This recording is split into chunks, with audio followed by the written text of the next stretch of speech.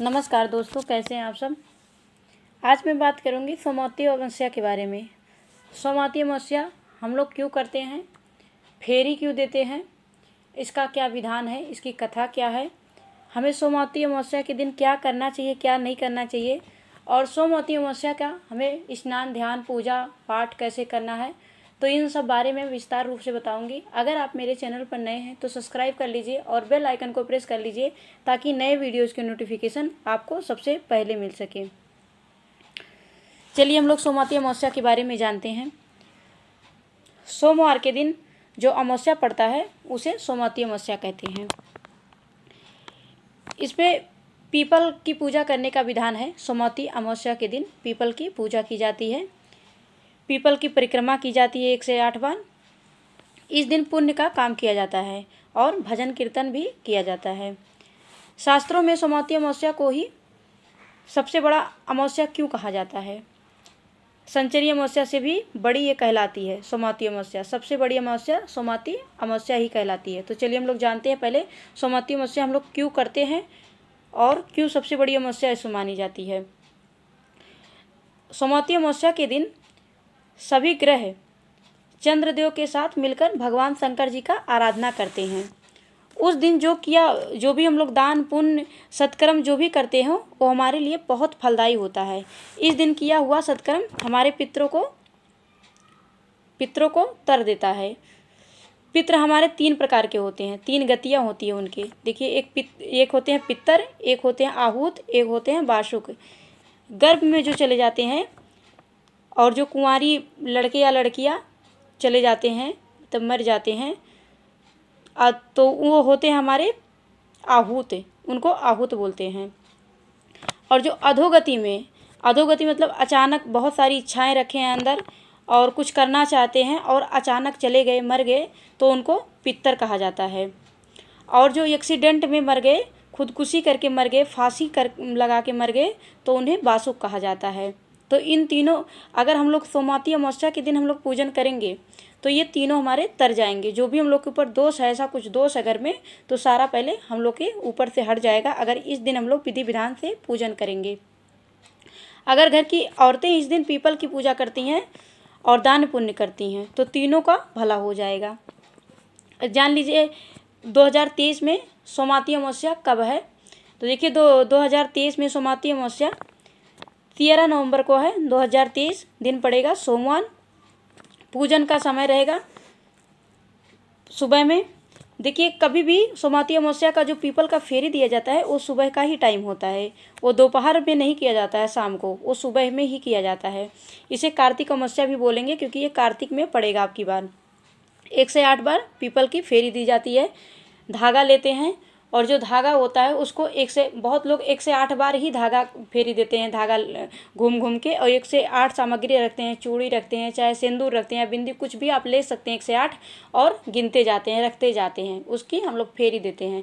लेकिन अगर जो नहीं घूम पाते हैं 108 बार, तो 8 बार केवल धागा घुमा देते हैं और सारा सामग्री 108 रख के छू लेते हैं, और सारा जितना सुहाग का सामग्री होता है वो सामग्री रखते हैं। हम लोग दान पुण्य के लिए कपड़ा भी रख सकते हैं और चावल रखते हैं, मुट्ठी में भर भर के हम लोग घूमते हैं। चावल या गेहूं लेके मुट्ठी में घूम सकते हैं या चावल लेके घूम सकते हैं।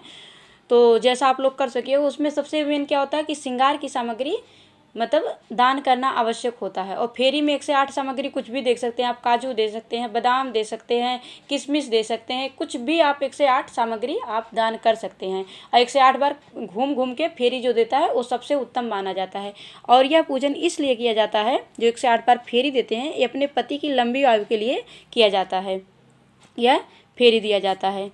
तो चलिए हम लोग जान लेते हैं सोमवती अमावस्या पर क्या हमें करना चाहिए और क्या क्या नहीं करना चाहिए। तो सबसे पहले हम इसके बारे में जान लेते हैं। सबसे पहले हम बता दें आपको कि इस दिन फालतू झगड़े से बचना चाहिए, किसी से झगड़ा नहीं करना चाहिए, किसी को अपशब्द नहीं बोलना चाहिए।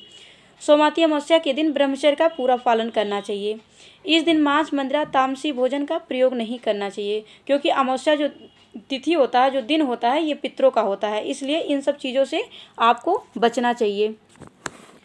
सोमवती अमावस्या के दिन ऐसे तो हम लोग बहुत झूठ बोलते हैं, लेकिन सोमवती अमावस्या के दिन कोशिश कीजिए कि कम से कम झूठ बोलिए, अधिक से अधिक सत्य बोलिए।